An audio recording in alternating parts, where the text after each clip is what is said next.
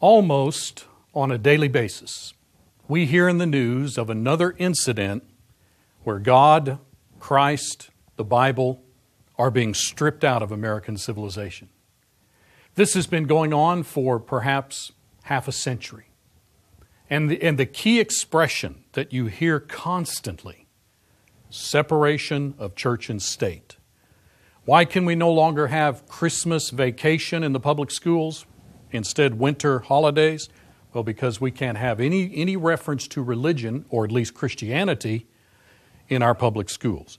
And so it's being stripped out of our public schools, it's being stripped out of our government, and it's being stripped out of public life. Separation of church and state. Almost to the point where it's unquestioned. Rank and file Americans believe that's a correct political doctrine. Where did this notion of separation of church and state come from? Well, interestingly enough, in 1947, a U.S. Supreme Court case, Everson versus the Board of Education, a case in which the High Court declared that the First Amendment has erected a wall between church and state.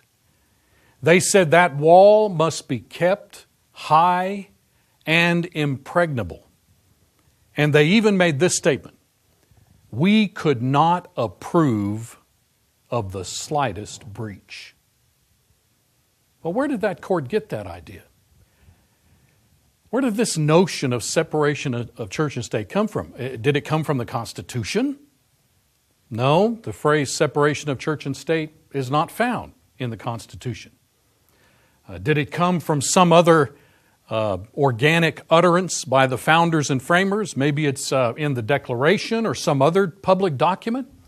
No, it's not found in any of the organic utterances of those who framed the Constitution and the Declaration of Independence. Interesting, the late U.S. Supreme Court Chief Justice, William Rehnquist, on one occasion made this point: the phrase separation of church and state is a misleading metaphor. It ought to be promptly abandoned. It does not represent constitutional law. And yet, here it dominates the American landscape. It dominates the system of jurisprudence that is operative in our nation. How could this not be a significant and important and crucial and legitimate concept? Interestingly enough, the phrase separation of church and state, which was quoted by the U.S. Supreme Court in 1947, actually harks back to a private letter that was written, in fact it was dated January 1st, 1802, written by then U.S. President Thomas Jefferson. Now we're talking a quarter of a century after the commencement of the founding of our country and the Declaration of Independence. Well, why was he writing a private piece of correspondence? Well, he had received a letter, and he was responding to those who wrote him that letter. Those who wrote him the letter were representatives of the Danbury Baptists Association. And if you read the letter that they wrote, while complimenting Thomas Jefferson, commending him, congratulating him on having ascended to what could arguably be considered the highest political office in the land, the U.S. President, they nevertheless expressed in that letter concern.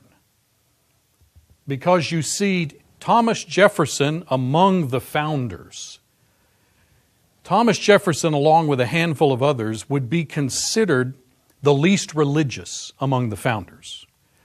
There were questions about Jefferson's commitment to Christianity specifically and his views about the deity of Christ. So they were concerned that perhaps now that he was in the highest executive office of the land, that he might in some form or fashion interfere with their perceived right to pursue Christianity according to their own interpretations.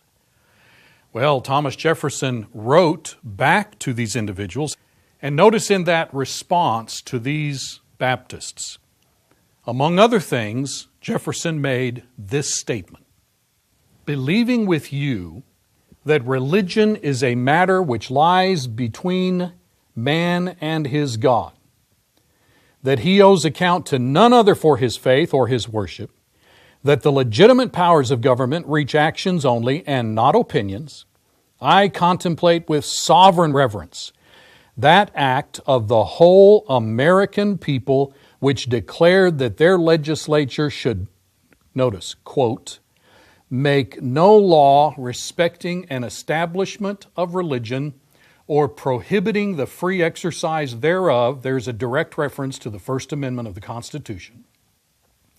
Thus building a wall of separation between church and state. There's the letter that Jefferson wrote, in which he uses the expression wall of separation between church and state. Question, what did he mean by that?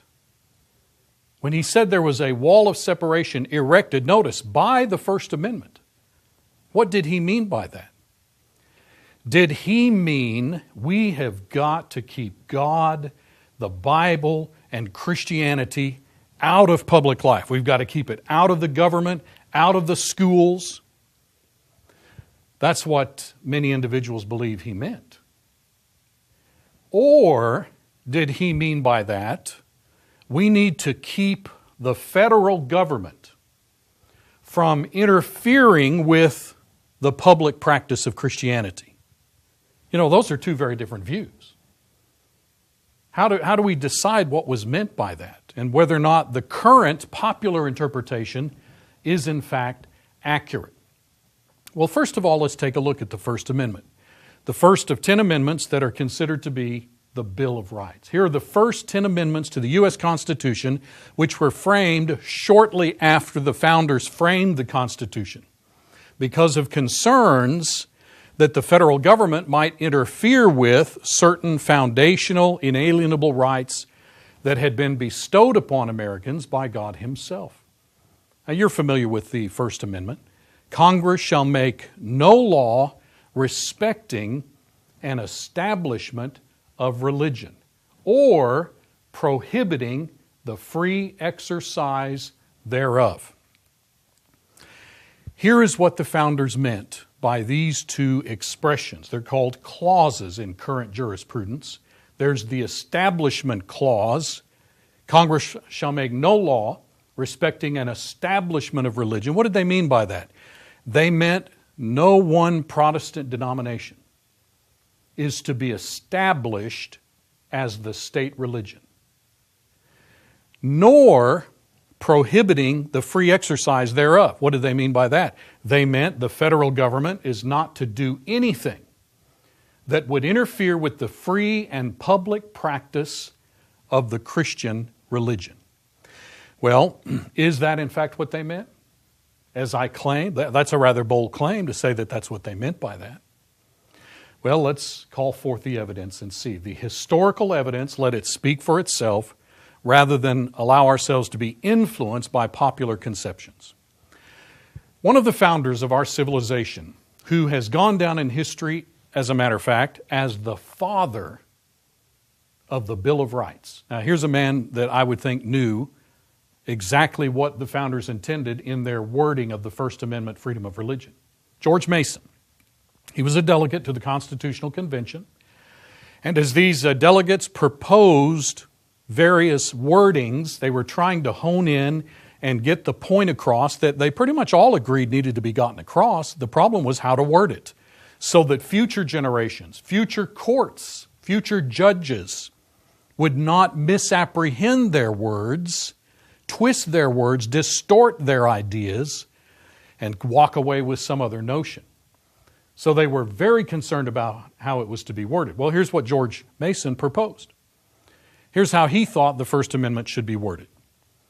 All men have an equal, natural, and unalienable right to the free exercise of religion, according to the dictates of conscience, and that no particular sect or society of Christians ought to be favored or established by law in preference to others.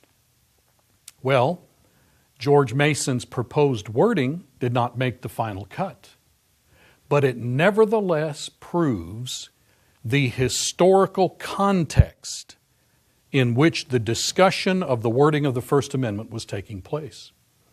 They were talking about concern over which Christian group might gain control of the government in such a way that they could oppress other Christian sects. So, Thomas Jefferson was saying that according to the Constitution and the First Amendment, no power was being imparted to the Congress in order for them to establish a national church. The Congress was not being given any power to compel by law any particular worship rituals of any particular denomination. That's the wall that Jefferson was referring to. There's so much historical evidence to show that that is the case. Do you know that within 2 days after Jefferson wrote that wall of separation metaphor in that private letter, he attended church services which were held in the House of Representatives, where the U.S. Speaker's podium served as the pulpit of the service. You see, today's interpretation of separation of church and state would say, oh, a president can't go and attend a church like that, and whenever the assembly is occurring in a government building, that violates separation of church. The man who wrote that phrase obviously didn't feel that it did.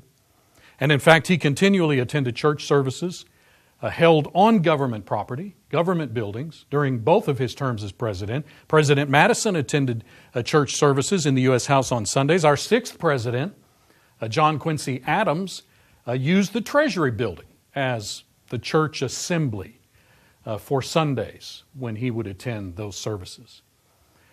Here's further evidence. Jefferson wrote in his second inaugural address, which he delivered in 1805 for the beginning of his second term. In that inaugural speech, you can go online, Google it, read it for yourself. He explained the role of the Constitution concerning religious matters. Listen carefully to what he said. In matters of religion, I have considered that its free exercise is placed by the Constitution independent of the powers of the general government. By general, he means federal, not state or local. I have therefore undertaken on no occasion to prescribe the religious exercises suited to it, but have left them, as the Constitution found them, under the direction and discipline of state or church authorities acknowledged by the several religious societies. Notice what he was saying. The extent to which religion is to permeate your local area, your local community, that's going to be determined by those local people in their state governments. The federal government, the general government, is to stay out of that. They're not to interfere with it or dictate in any way. Well, does that mean that Jefferson thought that all references to God and Bible religion should be avoided, even by the federal government and politicians? Is that what we're to get from that inaugural statement? Absolutely not, because all you have to do is read down further in that inaugural speech, and he closes it out with these words: I shall need to the favor of that being in whose hands we are, who led our forefathers, as Israel of old, from their native land and planted them in a country flowing with all the necessaries and comforts of life. Stop right there and think about that. Here is Thomas Jefferson in his second inaugural speech as president, saying to the entire nation, he's delivering a political speech from the position of the federal government, and he's saying, I need the same God to show His favor to me in the same way that He showed His favor to our forefathers. He's clearly referring there primarily to the Pilgrims. And this is the same God that showed His favor to the Israelites back in the Old Testament when they left Egypt and went to the Promised Land. He's tied all of that together, same God, and he's referring to it in a public speech. That was not a violation of separation of church and state by the very man who used the expression. He even went so far in continuing in this inaugural speech, he said, this is the God who's covered our infancy with His providence and our riper years with His wisdom. Notice, If you use the term deism to refer to Jefferson, you're going to have to define it in such a way that he understood the God of the Bible to be the one who was operating in the universe and interfering with, that is, he was guiding and participating in the establishment of our country. He said, this is the God that's covered our infancy with his providence, our riper years with his wisdom and power, to whose goodness I ask you to join with me in supplications that he will so enlighten the minds of your servants, guide their counsels, prosper their measures, that whatever they do will result in your good and will secure to you the peace, friendship, and approbation of all nations. Thomas Jefferson did not believe in separation of church and state as it is being defined today. And the First Amendment does not ban Congress from recognizing or participating in religious practices. Anybody that comes away with that conclusion has misunderstood the Constitution. The First Amendment only prohibits Congress from creating by law a religious establishment, that is, a state church, and requiring citizens to adhere to that. So, religious symbols in schools or on public property, setting up the Ten Commandments at the Capitol building or putting them on the wall of a classroom, that is not a violation of the First Amendment according to the founders themselves. Again, the First Amendment was designed to keep the government from establishing a religion and declaring by law that it is the only religion that can be worshipped. It has nothing to do with acknowledging religion and its teachings. Specifically Christianity. You say, but wait, if you allow the Bible, if you allow allusions to Christianity in our public schools and in our government and in our public life, well, don't you then need to give equal time to Buddhism and Hinduism and Islam? And what about the atheists, the people that are irreligious, that have no religion? Don't they have a right to have their view represented as well? Well, listen to what the founders said on this matter. Their attitude was that the general doctrines of the Christian religion are the basis, the foundation, the platform on which the American Republic was poised and built. This is, in fact, endemic to American culture and the American way of life. Going back before the founders, the people who came to this country and were the forefathers of the founders, they saw Christianity as the essence of life. So, our founders said Christianity has got to remain the foundation of our society, or the freedom that we have known will dissolve. Well, can other religions be allowed in our country? Yes. They would have used the word tolerated.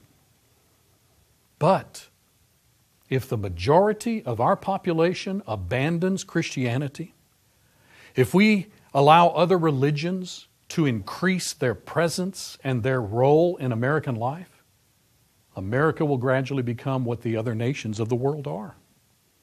Think through that. This is a simple concept. This is not rocket science. If you want to know what America would look like, if we just throw open all of our institutions, throw open our public schools and say, Islam, come on in here. We want to give you equal time. We want to allow Islam to exert just as much influence over the nation as Christianity or any other ideology. What will result from that? Well, that's not hard to answer. Look at any Islamic nation on earth. Is that what you want America to become? The same goes for Buddhism, Hinduism, atheism, as well as all socialist countries. You know, socialism's the popular thing now in our country. And it's making incredible encroachments across our civilization, and most Americans apparently are good with that. What's the problem? Government ought to provide me with all these services. You better stop and think. There are many socialist countries on the earth down in South America. What about Cuba? Go down to Cuba. I challenge you to go get an air ticket, go to Cuba and stay there for a week or two, and determine whether you want America to become a socialist country. Look at any country on the planet that is dominated by any ideology that is opposed and contrary to Christianity and the principles of our republic. And you'll see very quickly what America is going to be turned into when you buy into this notion of celebrating diversity. Let's go back to this notion of separation of church and state. If you were to go online and look at the congressional records from the very beginning, in fact, go and look at the discussions that occurred from June 7th to September 25th, 1789. The congressional records, they're online. You can look for yourself with your own eyes. They record the months of discussions and debates of the 90 founding fathers who ended up framing the wording of the First Amendment. Guess what? Thomas Jefferson was not among those 90 who framed the First Amendment. He didn't participate in that discussion.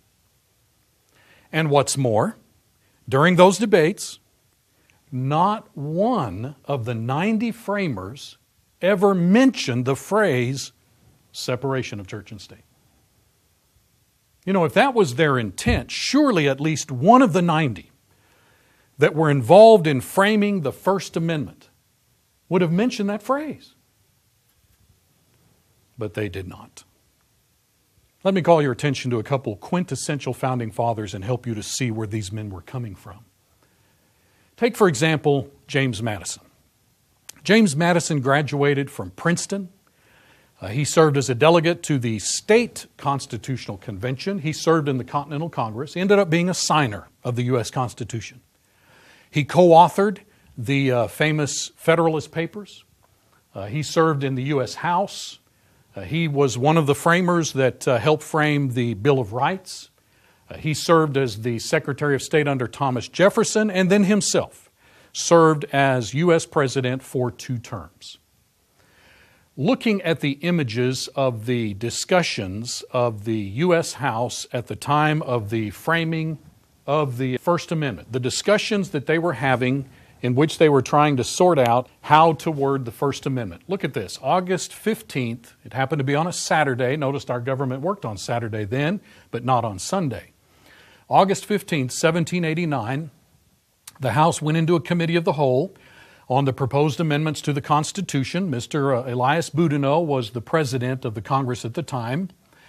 They were talking about the wording, which they were discussing whether to insert between 2 paragraphs. And here was the wording: no religion shall be established by law, nor shall the equal rights of conscience be infringed. Mr. Sylvester had some doubts about the propriety of the mode of expression used in this paragraph.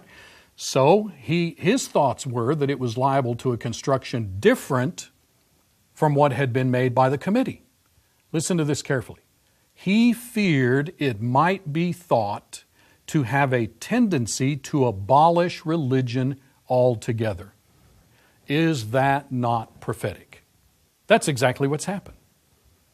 Most of the courts these days interpret the First Amendment to mean, you know what, we've got to abolish religion so far as it being allowed to surface or express itself in any federal setting.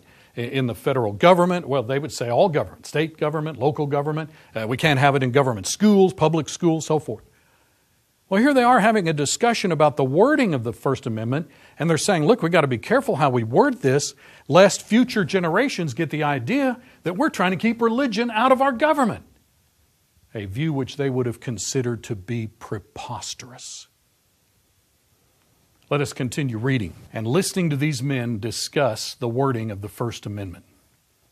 Mr. Vining suggested the propriety of transposing the 2 members of the Senate. Mr. Jerry said it would read better if it was that no religious doctrine shall be established by law. Mr. Sherman thought the amendment altogether unnecessary, inasmuch as Congress had no authority whatever delegated to them by the Constitution to make religious establishments. He would therefore move that it be struck out. So Sherman thought we don't even have to have a First Amendment about freedom of religion because the government's not supposed to tamper with it or try to set up an established religion. Then Mr. Carroll spoke up. As the rights of conscience are in their nature of peculiar delicacy and will little bear the gentlest touch of governmental hand, as many sects have concurred in opinion that they are not well secured under the present Constitution, he said he was much in favor of adopting the words. Notice what he's saying is, we don't have enough in the Constitution protecting religion, making certain that the Christian religion is allowed to be practiced. He thought it would tend more towards conciliating the minds of the people to the government than almost any other amendment he had heard proposed. He wouldn't contend with gentlemen about the phraseology. His object was to secure the substance in such a manner as to satisfy the wishes of the honest part of the community. So what he was saying, we got to make sure that our religious rights are secured by the Constitution. Now notice, James Madison steps forward. He apprehended the meaning of the words to be, Congress should not establish a religion and enforce the legal observation of it by law, nor compel men to worship God in any manner contrary to their conscience. There is the essence and gist of this amendment. Whether the words are necessary or not, he did not mean to say, but they had been required by some of the state conventions who seemed to entertain an opinion that under the clause of the Constitution, which gave power to Congress to make all laws necessary and proper to carry into execution the Constitution and the laws made under it, enable them to make laws of such a nature as might infringe the rights of conscience and establish a national religion. To prevent these effects, he presumed the amendment was intended, and he thought it as well expressed as the nature of the language would admit. Notice then what James Madison was saying. He was saying, look, the purpose of the First Amendment is to keep the federal government from establishing a state religion. Now, we have worded it in such a way that it will accomplish that objective. Then notice, at this point, Mr. Huntington stepped forward. Samuel Huntington went on to be the governor of his home state of Connecticut. He said that he feared, with the gentleman first up on this subject, referring back to Mr. Sylvester, that the words might be taken in such latitude as to be extremely hurtful to the cause of religion. Now, I'm telling you, they're talking about Christianity. He understood the amendment to mean what had been expressed by the gentleman from Virginia. But others might find it convenient to put another construction upon it. They might misconstrue it and say, well, no religion, so we need to keep religion completely out of the government. That's the point he's making. And so he said, they may misunderstand and think that religion is not to be entertained at all, when all we're trying to do is keep the federal government from setting up a government or state religion. Now, as you move down through this discussion, they comment, look at the last sentence or so of the next paragraph, speaking of the Charter of Rhode Island. No religion could be established by law, but he said he hoped, therefore, that the amendment would be made in such a way as to secure the rights of conscience and a free exercise of the rights of religion, but not to patronize those who professed no religion at all. Isn't that incredible? Here are the founders saying, we sure don't want to leave the impression that the irreligious are being protected. I mean, we're not going to persecute them, but we're not trying to make an amendment here that would allow the atheist to feel comfortable. Notice James Madison spoke up again. He said, well, if the word national was inserted before religion, that ought to satisfy the minds of honorable gentlemen. He believed that the people feared one sect, notice that, he's talking about one Christian sect, one denomination, might obtain a preeminence, or two combined together and establish a religion to which they would compel others to conform. He thought if the word national was introduced, it would point the amendment directly to the object it was intended to prevent. Mr. Livermore spoke up, not satisfied with that amendment, but he didn't wish them to dwell long on the subject. He thought it would be better if it was altered and made to read in this manner. Congress shall make no laws touching religion or infringing the rights of conscience. Notice Mr. Jerry comes back and says, I don't think the term national is going to work, because we currently have a discussion going on between what we might call those who are for or against a national government and those who are for or against a federal government. So they were making a distinction between national and federal. Notice in the next paragraph, James Madison speaks up again. He withdraws his motion, but makes this statement that the words, no national religion shall be established by law, did not imply that the government was a national one. And then they ended their discussion on that day on that subject with 31 for and 20 against. Notice then, let's draw a conclusion from that day's discussion of the wording of the First Amendment. Their discussion of the wording of the First Amendment was not about religion versus irreligion, nor were they discussing Christians versus Muslims, Buddhists, and Hindus. No, the founders never placed themselves in that kind of a juxtaposition, nor were they concerned about accommodating or appeasing irreligion, secularism, or atheism. They thought that a person who's an atheist, that's a person who's mentally defective. We're not contemplating that. Again, we're not going to persecute them, but we're not going to set up our country to try in some way to accommodate that. The context of their discussions pertained to their deep concern that the federal government not be allowed in any way to interfere with their respective Christian denominational beliefs and practices. I ask you, isn't that exactly what has happened? We're having Bibles, we have the Bible and prayer out of the public schools. We're having religious symbols all over our country, washed out of our civilization. Almost every day there's another attack upon some religious feature of our civilization, all under the guise of separation of church and state. Talk about a major myth being perpetrated upon our civilization. James Madison is somebody we'd better listen to. He was there and part of the framing. I'll tell you another quintessential founder we ought to listen to, Joseph Story. Joseph Story was the son of one of the men who was at the Boston Tea Party. He was one of the Indians at the Boston Tea Party in 1773. He himself graduated second in his class from Harvard. He went on to become the Speaker of the Massachusetts legislature. He served in the U.S. House of Representatives. He was then appointed to the U.S. Supreme Court by President James Madison and unbelievably served on the High Court for 34 years. He's considered the founder of the Harvard Law School. In fact, he is only one of two founders of our country that bear the title Father of American Jurisprudence.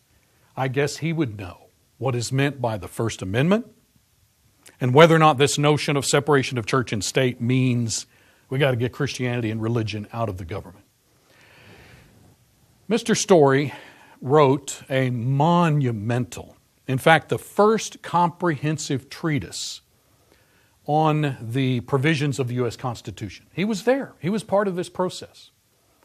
And his commentaries on the Constitution of the United States are essentially a cornerstone of early American jurisprudence. Let me call your attention to some of his comments on this matter. And I realize this is somewhat tedious, but to answer this question about separation of church and state and to nail it down, to cinch a proper understanding, you've got to go back and spend a little effort, a little mental energy, and look at what these men said on the matter.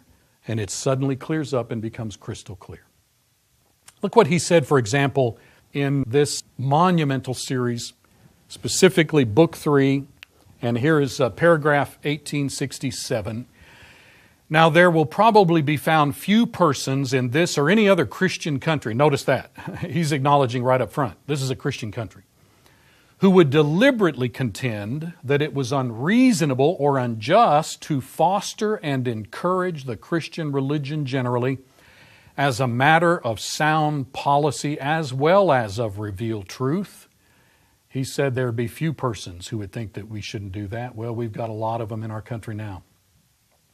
He says, in fact, every American colony from its foundation down to the Revolution, with the exception of Rhode Island, if indeed that state be an exception, did openly, by the whole course of its laws and institutions, support and sustain in some form the Christian religion, and almost invariably gave a peculiar sanction to some of its fundamental doctrines. And this has continued to be the case in some of the states down to the present period with, now listen to this carefully, without the slightest suspicion that it was against the principles of public law or Republican liberty. The early founders never believed that promoting Christianity in the general sense would in any way interfere with our country and our liberty.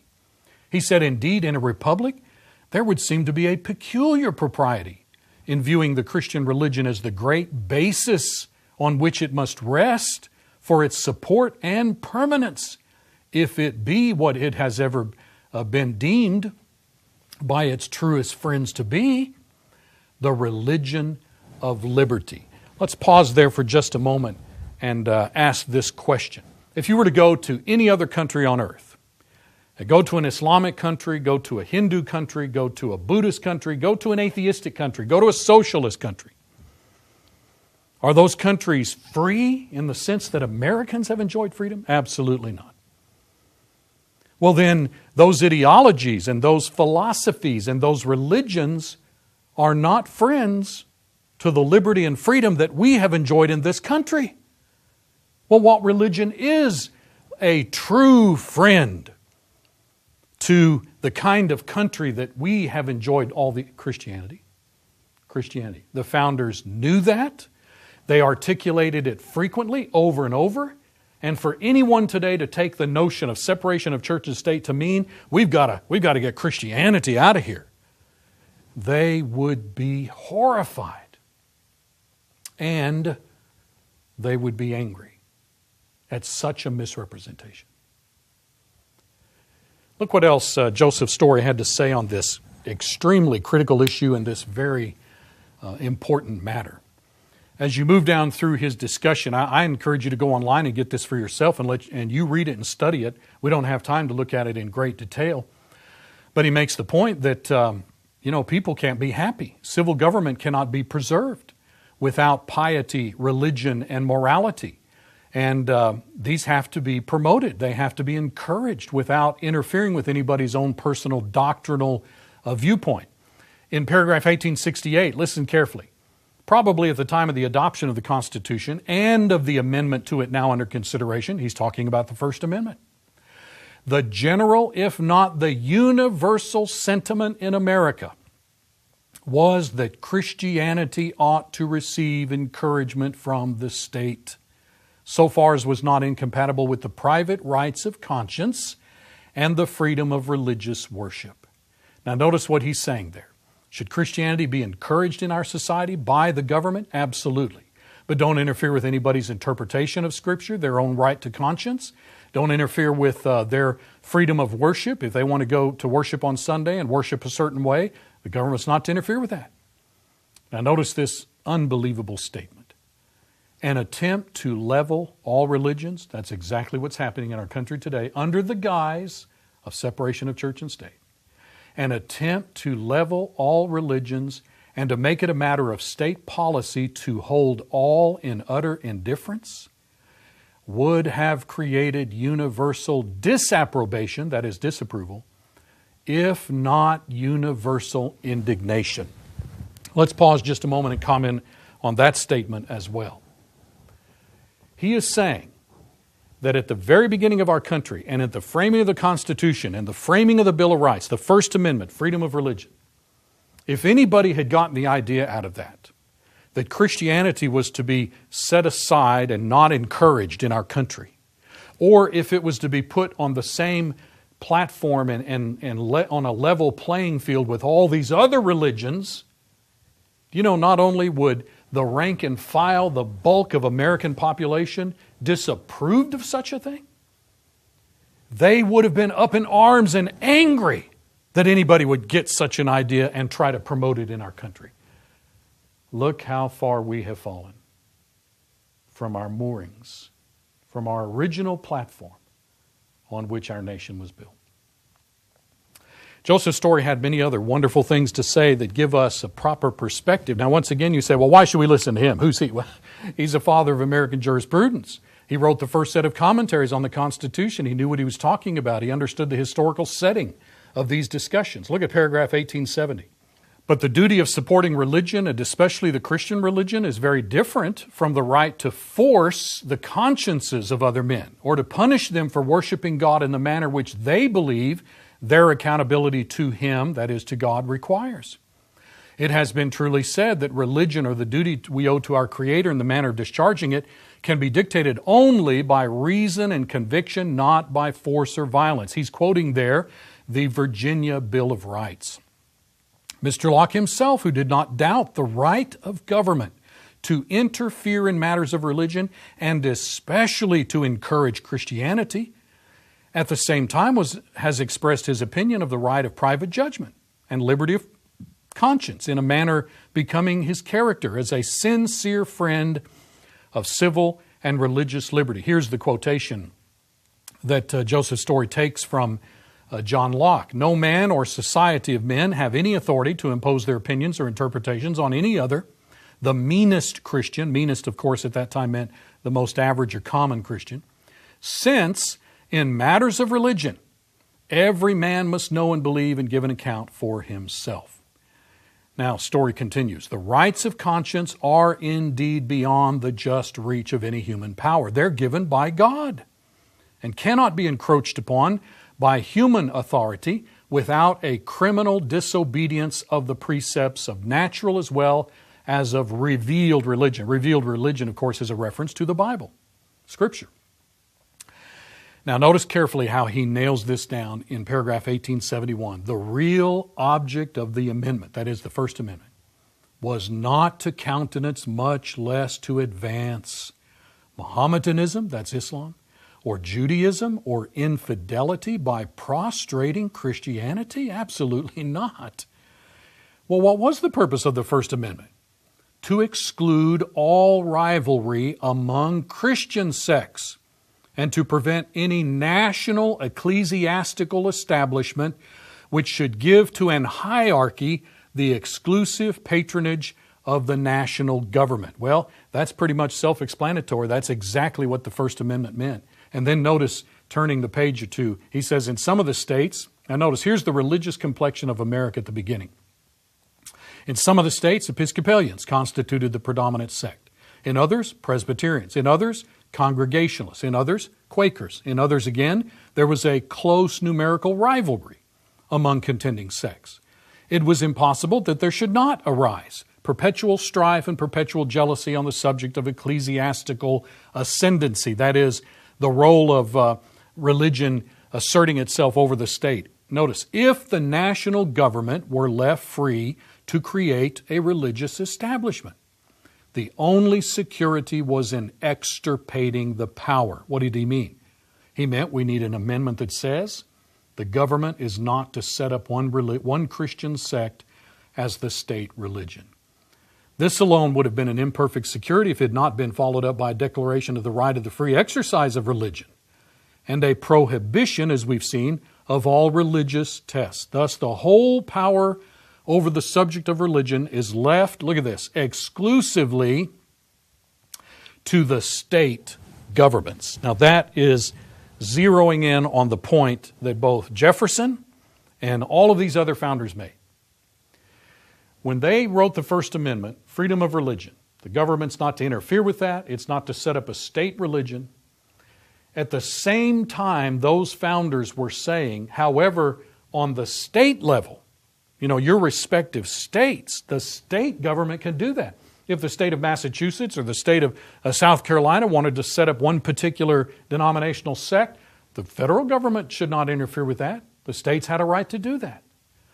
And so here were these founders stressing this fact, that the federal government is not to be allowed to say or do anything that would interfere with the free exercise of the Christian religion. But folks, that's exactly what the federal government has been doing now for several decades. Interfering with and trying to cleanse out of our civilization allusions to God, Christ, and the Bible. When the U.S. Supreme Court in the 1960s banned the Bible and banned prayer to the one true God from our public schools, they not only were going against the will of the God of the universe, and in that sense committing a grievous sin, but what's more, they were going against the very individuals that wrote the First Amendment, that served in the first U.S. Supreme Courts. They literally betrayed their trust as justices of the U.S. Supreme Court. Let me call your attention to one other quotation from Joseph Story.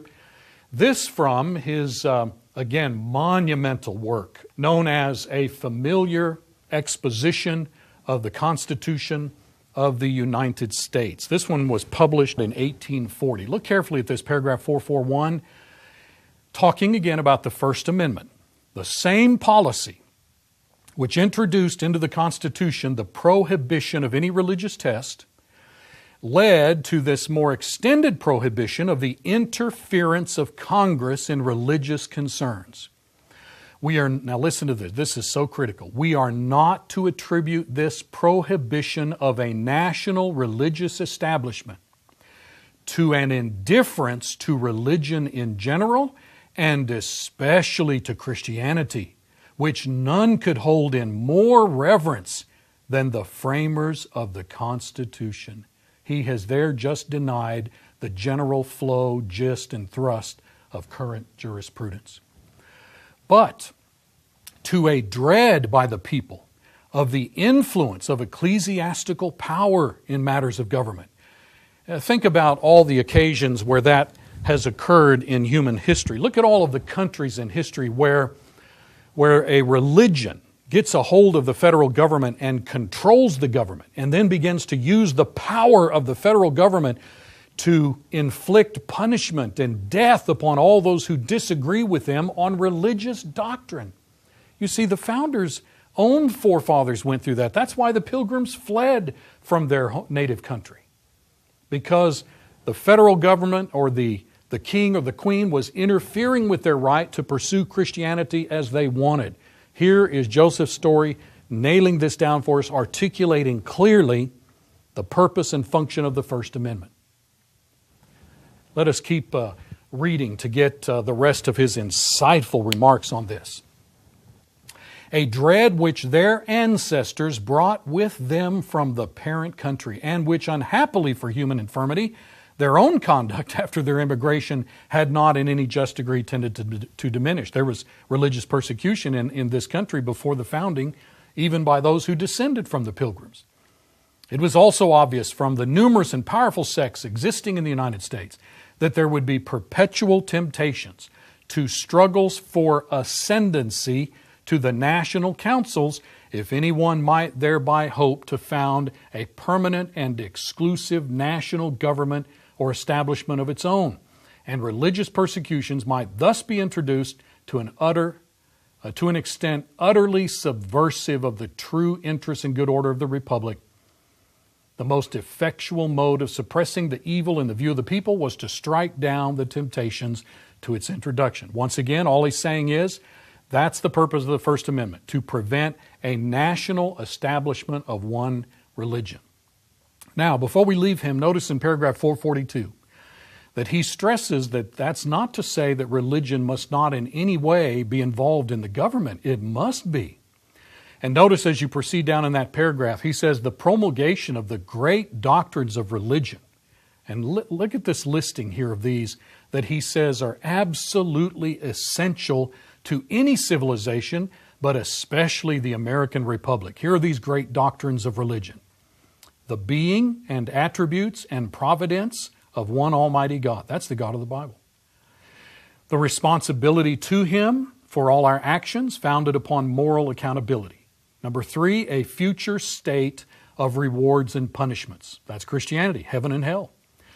Number 4, the cultivation of all the personal, social, and benevolent virtues. He's talking about Christian morality, not lying, not stealing, not murdering. He says these never can be a matter of indifference in any well-ordered community. It is indeed difficult to conceive how any civilized society can well exist without them.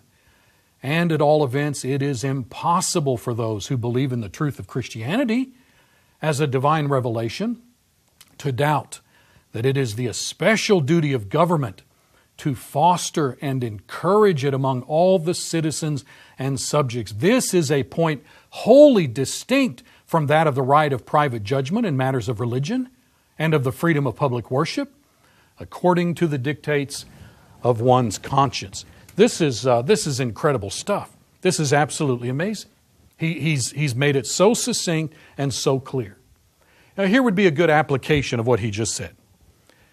In this country, if the founders wanted Christianity in the general sense, the great doctrines of Christianity, one God, heaven and hell, the Bible's the Word of God, if we want that generally encouraged and spread throughout our society, we'll have a great country.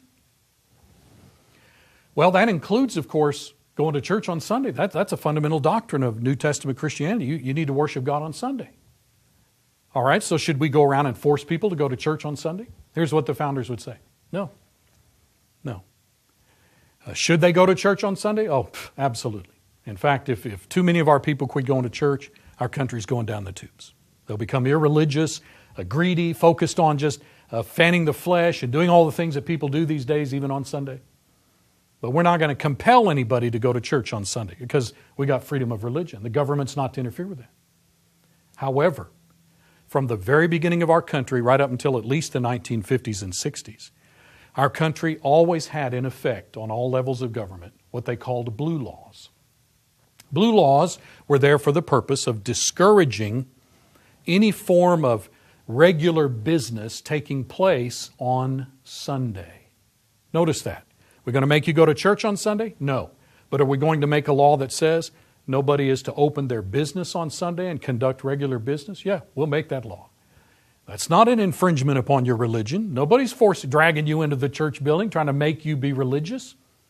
But we're not going to accommodate your unbelief. We're not going to encourage your irreligion because our civilization is based upon Christianity and it depends upon moral Christian people in order for it to be perpetuated. We won't mistreat anyone for refusing to embrace what they call true religion. But neither are we going to arrange our society to encourage or to promote irreligion or, for that matter, false religion. Why? Why would the founders and the bulk of Americans from the beginning of our history, why were they like that? Were they a bunch of religious nuts, a bunch of wackos, right-wing radicals? That's what they're called today in our country. Good, average, balanced people all over our country are being called radical and right-wing and all of that stuff. That's ridiculous. These are the moral foundation of our civilization. And so were the founders and most Americans thereafter. Why? Why were they that way? So that they wanted to discourage people missing church and so forth. Answer to that? They knew that the republic depends on our religious and moral values. Let me take you to another founder, also very clearly a quintessential founder. These are not oddball founders. These are mainstream and extremely prominent in their involvement in the founding of our country, in their participation in it, in their forming, shaping, and fashioning of it. That's the men I'm taking you to. Take, for example, John Quincy Adams. Here was the son of the first vice president and the second president, John Adams. This was their oldest boy.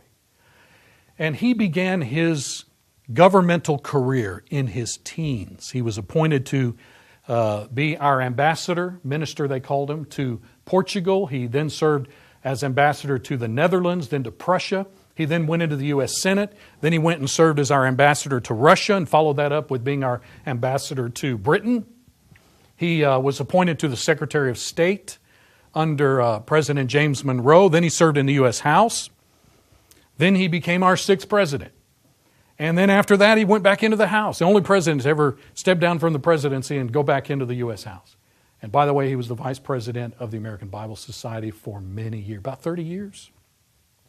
A quintessential founding father. You know, he delivered a speech which was so common for many, many years after the founding of our country. The local community would gather together. They would bring in a prominent personality, and he would deliver a speech on the 4th of July.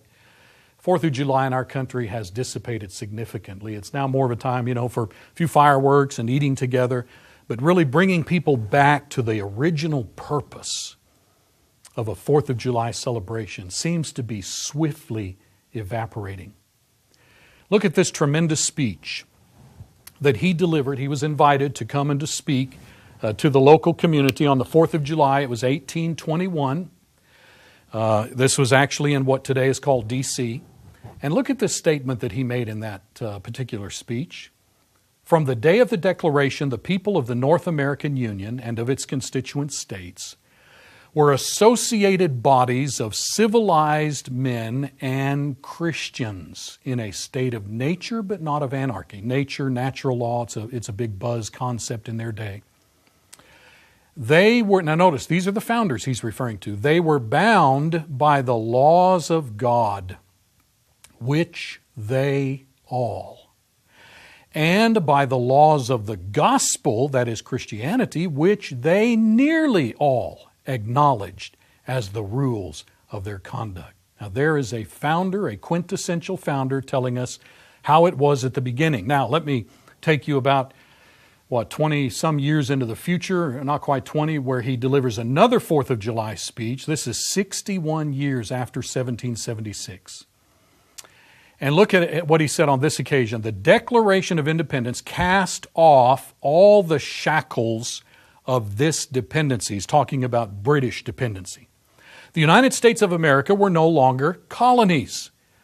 They were an independent nation of Christians. Now, are you going to believe the ACLU, Americans United for Separation of Church and State, Freedom from Religion Foundation, a host of other organizations, when they tell you that the founders of our country were a bunch of deists and atheists, they were not Christian, they were not religious, and they didn't want religion and Christianity into the government or into the American way of life? Who are you going to believe?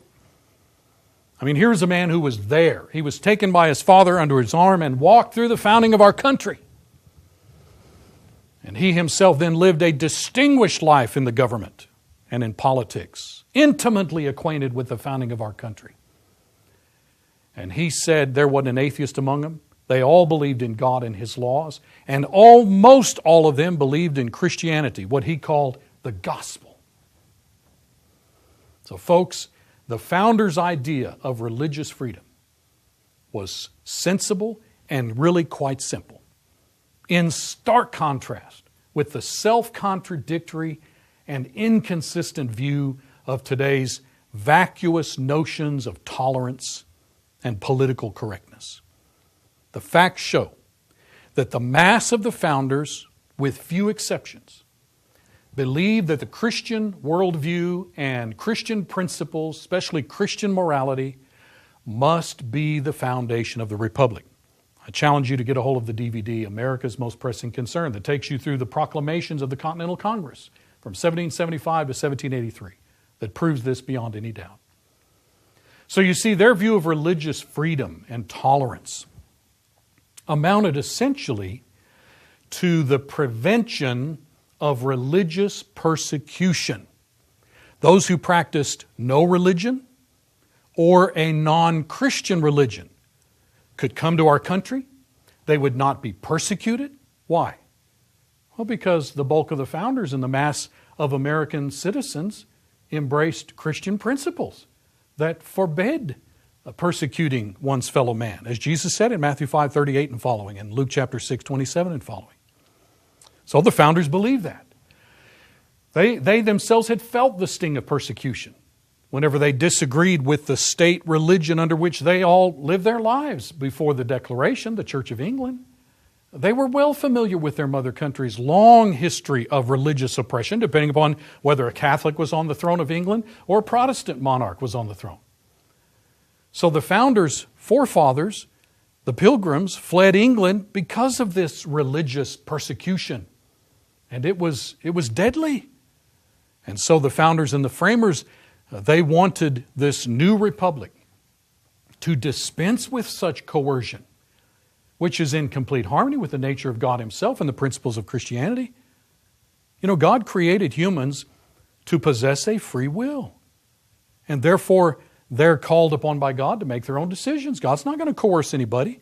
They've got to decide where they want to spend their eternal destiny. And if God is that way, the government ought to be that way. Notice that because the founders had grown up in an environment that promulgated Christian principles, they understood and embraced Jesus' admonition that we ought to treat others the way we want to be treated, Matthew 7:12. So to the founders, permitting non-Christian peoples to live in our country without persecution, they were willing for that to happen, but they were not celebrating diversity.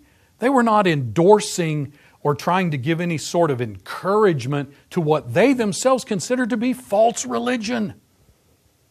What they were doing was simply, first and foremost, an affirmation of their desire that all people be allowed to pursue happiness without governmental intrusion or coercion. But let me hasten to add two critical exceptions to their view of the freedom of religion and the involvement of religion even in government. Number one, religious toleration extended only so far as the religion in question did not engage in a practice that is deemed by Christian standards to be immoral. For example, there was a case early on, just shortly after the founding, 1815, Commonwealth versus Sharpless. The defendant was convicted because he was displaying in his home an obscene painting of a man and a woman. And that was considered to be, obviously, an offense against Christian morality, and so he was prosecuted appropriately. Do you remember in the late 1800s, there were a number of U.S. Supreme Court cases where Mormon polygamy was being prosecuted as violations of Christian morality in the territories of Utah and Idaho. The defense attorneys argued, well, wait a minute, this is a free country and we have the First Amendment, we've got freedom of religion, and this is part of our religion. Look at some of these cases. Reynolds versus United States, 1879. Murphy v. Ramsey, 1885. Davis v. Beeson, 1890. None of the courts fell for that line of reasoning. They understood this is a misunderstanding of what we mean by freedom of religion. Freedom of religion doesn't allow you to do anything just because you say it's your religion. If it is deemed by Christian standards to be immoral or licentious, that's harmful to our civilization. Notice as Islam is making significant encroachments into American society, it has a brazen advocacy of polygamy in Surah chapter 4, Surah 4. Well, the founders would have jumped on that quick. We can't let that go on in our country. You'll undermine our very civilization. You'll erode our Christian morality. But here we are. Most Americans apparently don't have any problem with that. Well, that's their religion. You know, we need to celebrate diversity and we need to allow them the same considerate.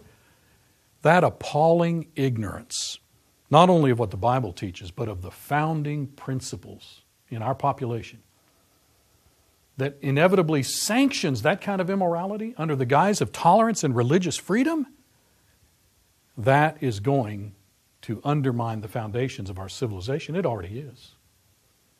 Exception number two, which helps us to clarify the notion of religious freedom. The founders insisted that religious freedom does not allow you to engage in any action that would bring physical harm to self or other citizens. You know, actions like, I remember back in the 60s, a Buddhist priest setting himself on fire in the street. Temple priestesses providing sexual services to worshipers and devotees. Brothels, these businesses all over our country now that peddle pornography, even on the internet. Folks, I'm telling you, these would not have been tolerated by the founders under the guise of freedom of religion and First Amendment free speech. Absolutely not. Go look at the 1859 case, Commonwealth versus Nesbitt. Approving that kind of thing is a natural byproduct. It's inevitable that you would go down that road once you embrace political correctness.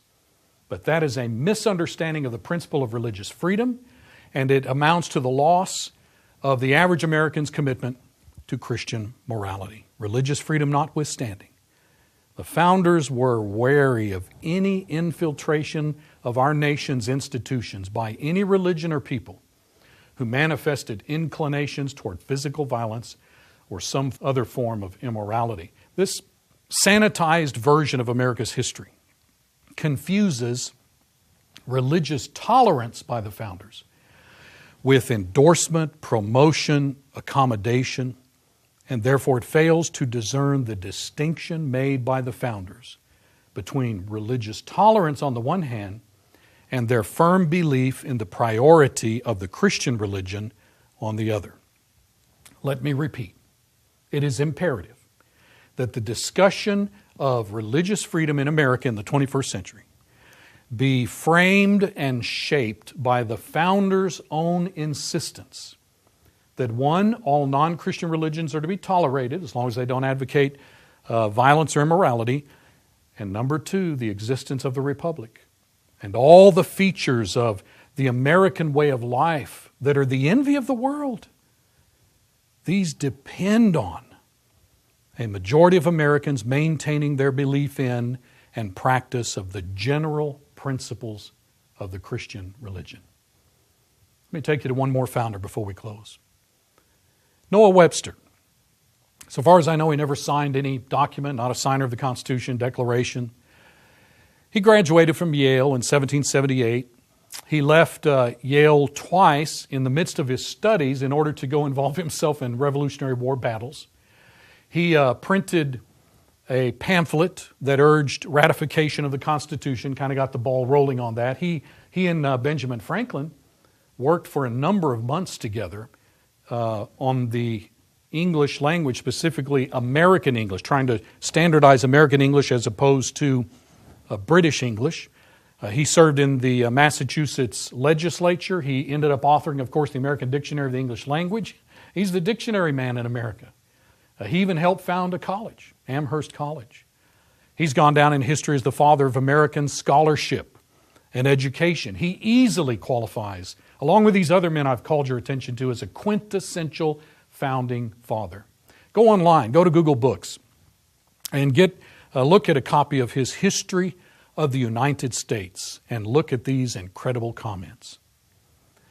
Our citizens should early understand that the genuine source of correct Republican principles is the Bible, particularly the New Testament or the Christian religion. The religion which has introduced civil liberty is the religion of Christ and His apostles, which enjoins humility, piety, and benevolence, which acknowledged in every person a brother or sister and a citizen with equal rights. This is genuine Christianity, and to this we owe our free constitutions of government.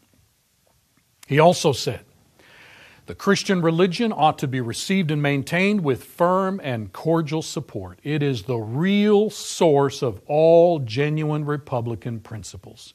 The religion of Christ and His apostles in its primitive simplicity and purity, unencumbered with the trappings of power and the pomp of ceremonies, is the surest basis of a Republican government. Those who destroy the influence and authority of the Christian religion, is that happening in our country today? Even among politicians. You know what those people are doing according to this prominent founder? They're sapping the foundations of public order, of liberty, and of Republican government.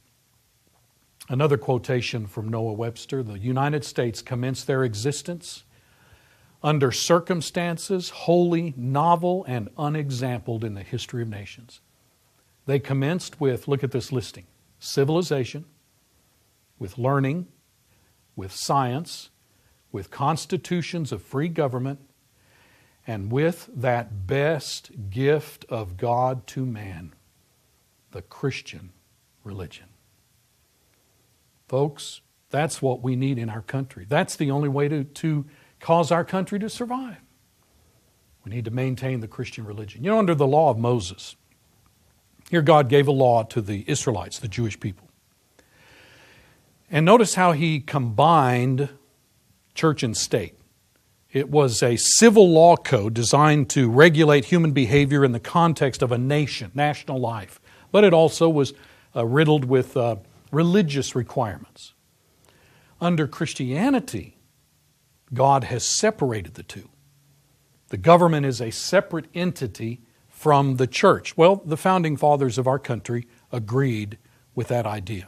Separation of church and state to them meant that one Protestant church was not to become the state religion, but they believed Christianity to be the true religion.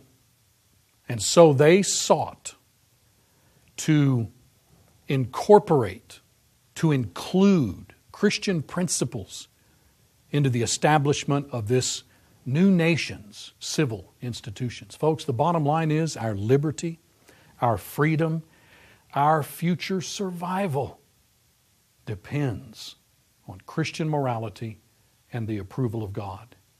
To the extent that our nation expels God, to the extent that we shove the Bible out of public life and stop teaching young people all over our country what the Bible teaches, as we jettison Christian principles from public life, to that extent, we will degenerate into civil disorder.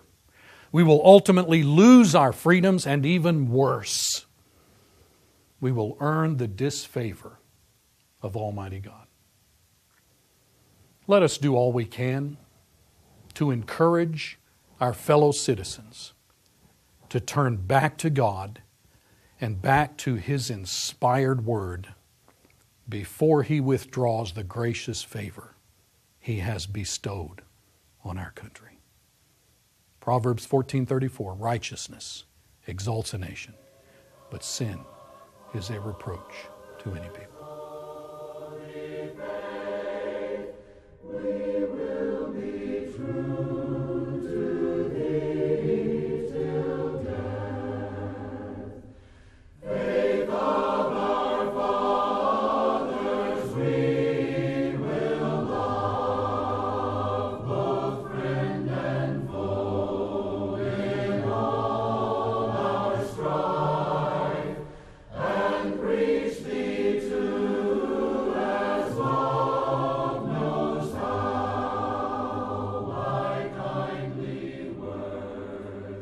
For additional materials by Apologetics Press pertaining to America's spiritual heritage, contact Apologetics Press, phone number 800-234-8558, or visit us online at apologeticspress.org.